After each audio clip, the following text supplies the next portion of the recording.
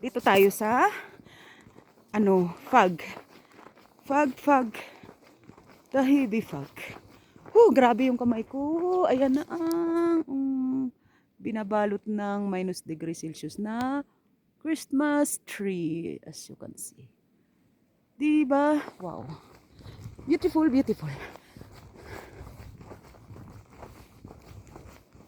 So yun na yung mag-ama ko, nag-aaway yung dalawa. Kasi matigas ang ulo ng tatay. At minsan matigas din ang ulo ng bata.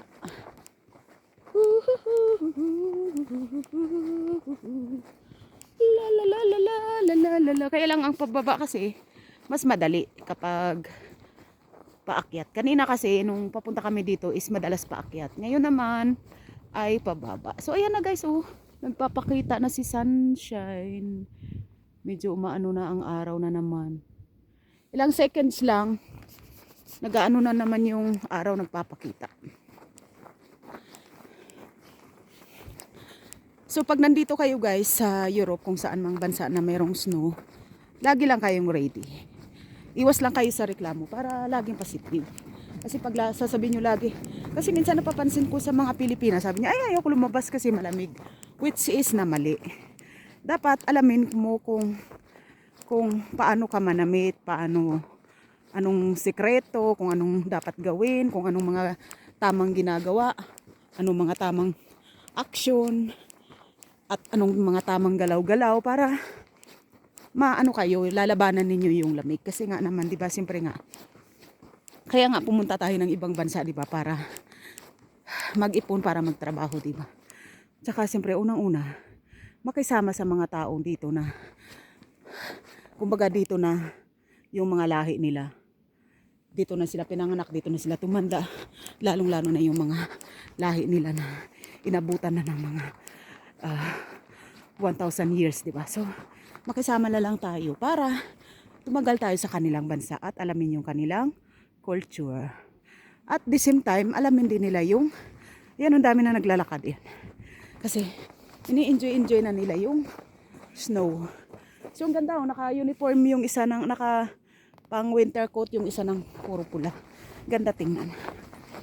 Grabe, nahingal na ako kasi, sa totoo lang guys, kasi busog din na ako, kaya medyo na, hingal na maglakad. Ganda suot ng babae. Maya, natin, patalikod. Kunan natin ang video. Kasi nakapula siya. Yan, tingnan mo, diba? Ang ganda yan. Nakapula siya. Ganda. So, kasi heavy fog, kaya halos hindi natin sila makita kasi biglang kumakapal yung fog.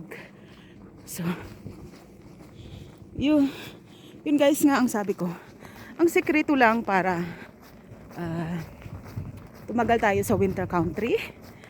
Kasi ang winter naman is nagsisimula naman yan sa October, November, January, February, and March. So ngayon, kapag lampas na guys ng ganung buwan, medyo okay na yung panahon. Lalo na kapag mula June, July, August is summertime. So, kapag nakuha ninyo yung sekreto ng bawat country na sorry. Sorry. Kasi nagpipilm. Kala ko kasi huminto siya eh. So, yun. Hindi kasi makadaan dahil malapad yung sasakyan eh. So, ayan, lapad kasi yung sasakyan. So, ayun. Ayan, di ba? Yun. Wala kasi siyang tiyaga. Walang tiyaga maghintay. So, yun lang guys para sa akin is ikabisado lang natin yung kanilang kanilang culture and mentality. This is very, very, very important. Kaya maraming mga nadidepress yung sa Hong Kong, Singapore, tsaka Jordan, sa Kuwait, kung saan man nga mga bansa. Kasi, ang problema kasi doon, hindi nila pinapakisamahan yung kanilang amo ng maayos na kailangan hindi lahat dahil Pilipina tayo. Kasi ganito. Mali kasi yung sinasabi natin na, ganito kasi sa amin ganito kami sa Pilipinas. Guys, mali. As in, mali talaga. So, ganito, ikukwento ko sa inyo. Kasi kahapon, doon ako sa kaibigan ko. So, merong mga party, birthday party. Tapos, siyempre may mga ilang Pilipina na nambit namin. Tapos, Yun nga, nagkakwentuhan kami. Tapos sabi nga niya, sa Pilipinas, kasi maganda naman talaga siyang babae. Maganda talaga siya at saka sexy, payat. Tama lang ang tangkad. So hindi naman na super ganda, pero maganda at sexy at saka yung sex appeal kasi niya makikita mo talaga. Hello. Tapos yun nga. Nagkwentuhan kami. Sabi niya dati daw, talagang may kaya yung asawa niya sa Pilipinas. Talagang maganda daw yung buhay nila kasi talagang mayroon daw silang katulong. Tapos hindi daw sila, siyempre hindi naman siya naglilinis kasi nga natural, may kaya asawa niya, may tagalinis sila. So which is na maganda lang kasi yung pagkakwento niya kasi yung kwento yabang.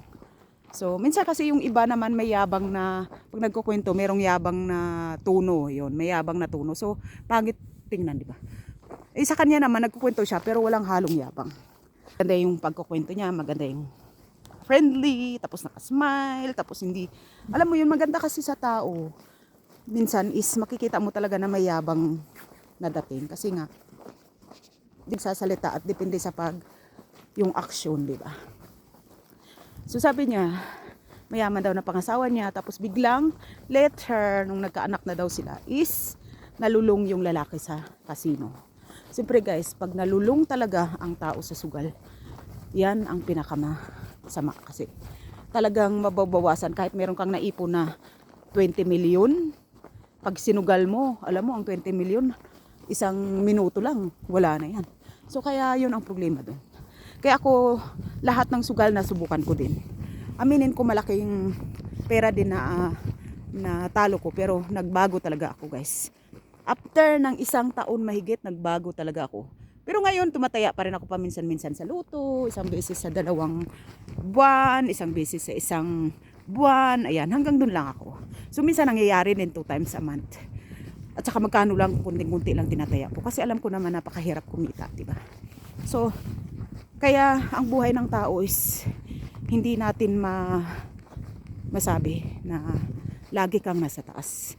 Ngayon guys, siyempre nga naman nasa Europe kami. Tapos ang sabi niya, alam mo, nung nandito na ako sa abroad, nagulat ako kasi hindi naman ako sanay maglinis sa atin. Siyempre dito, mag-umpisa ka muna dito kahit na cashier ka sa isang supermarket, naglilinis ka pa din. Ikaw pa rin maglilinis ng cabinet. Pag walang mga tao, maglilinis ka pa din. So nagulat daw siya. Sabi niya ganun, grabe no, sabi niya ganun, dito pala kahit na cashier ka, naglilinis ka pa rin. Sabi ko, oo naman, all around yan dito, hindi ka pwedeng binabayaran yung oras mo tapos tatayo-tayo ka. Hindi pwede, di ba? So yun lang guys ang natutunan.